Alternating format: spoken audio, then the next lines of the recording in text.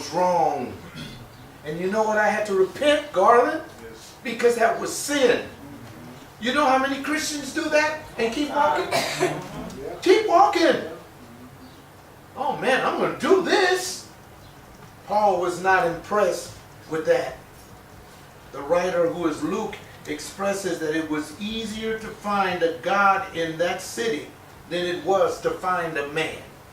That's how many fake gods they had.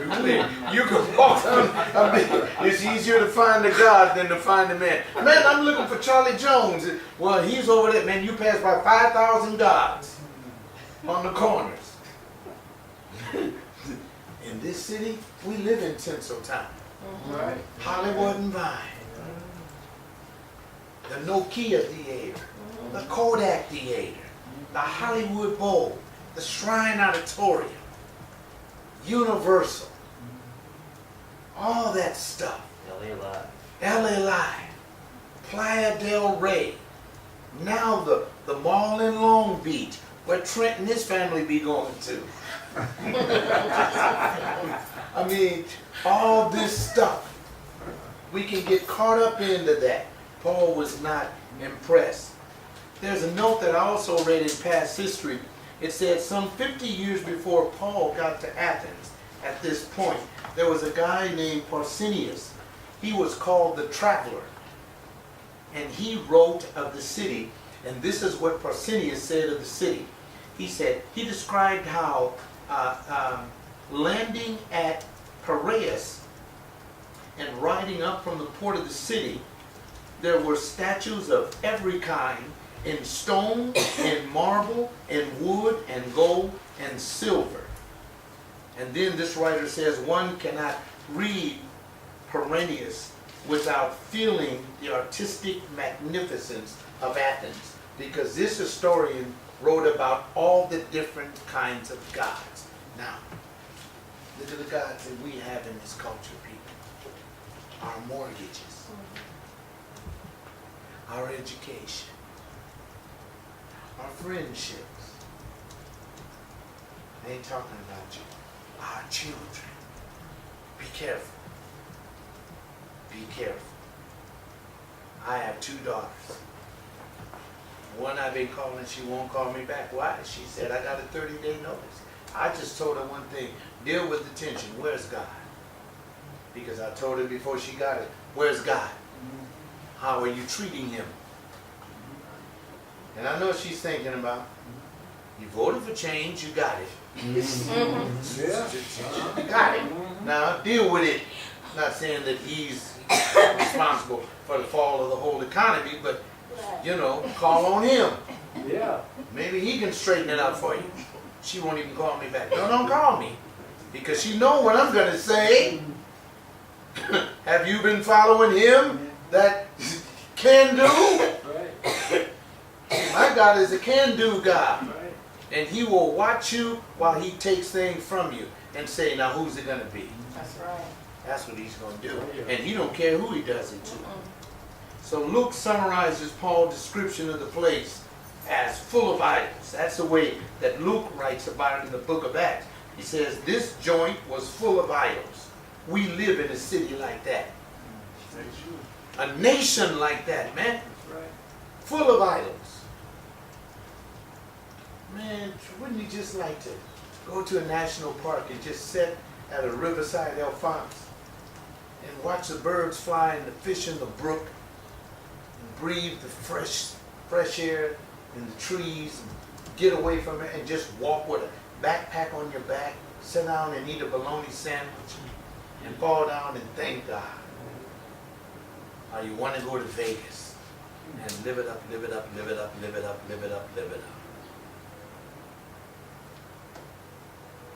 Keeping in mind that the philosophy and art that once made that city a great place had passed, and in essence it was a dead city. But the city was full of men walking around talking about the greatness of Athens that she was. That's why Paul has a discussion about those gods in Athens, because everybody had something to say. Everybody had a new story to tell. Everybody had a new theme to talk about. Paul sees that, Bob, and Paul says, wait a minute, I got a theme for them all right. I got a theme. I got a theme that's going to outshine their theme. And what I'm trying to share with you Christians is that we too have a theme to share. Because we living in this kind of a city. I got neighbors all around me. They know I love them. I told them, I said, I love you people. Some nice, I love all my neighbors. That's the theme. That's the theme. Love, share it, share it. When they really get into me and I get into them, they're going to say, what is this power? It's, man, it comes from God, not from me. Because if it was up to me, I'd put up a high 20-foot brick wall, separate myself from you.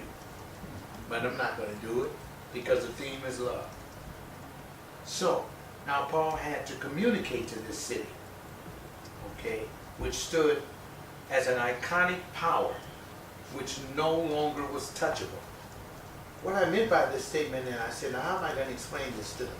All the great philosophers and all the great speakers and seers of Athens were long dead. And people came to Athens to just sit around and talk about dead folks. That's what they're doing in our society. The king of swing was Elvis. The king of pop was Michael. The king of R&B was James Brown. And people just come around and they're going to be talking about this for weeks. Comparing. What are we talking about? And this is what Paul did when he went into Athens.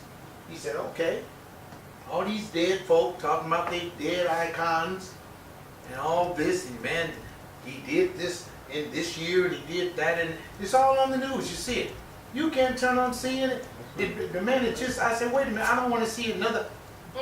If you want to see the significance, go to my website. I got a picture up there, before and after. That's what I want you to do. I want you to see some transition.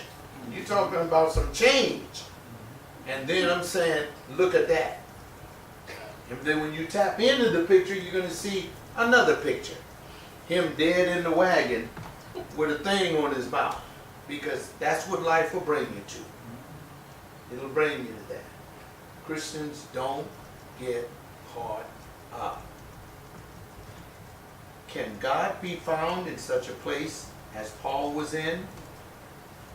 One would say that notwithstanding the splendor that had remained, there was a lack of life when Paul came to the city of Athens. There was no spiritual life. That's where God wanted Paul. Now, Garland, where you are, no spiritual life. That's where God wants you. We are lights in a dark world. And as it becomes more and more difficult to live, as the culture changes, as things fall out, as fall in, cave in, you should become a brighter light for God. If all you can tell a person is, don't worry, it's going to be all right, trust in God.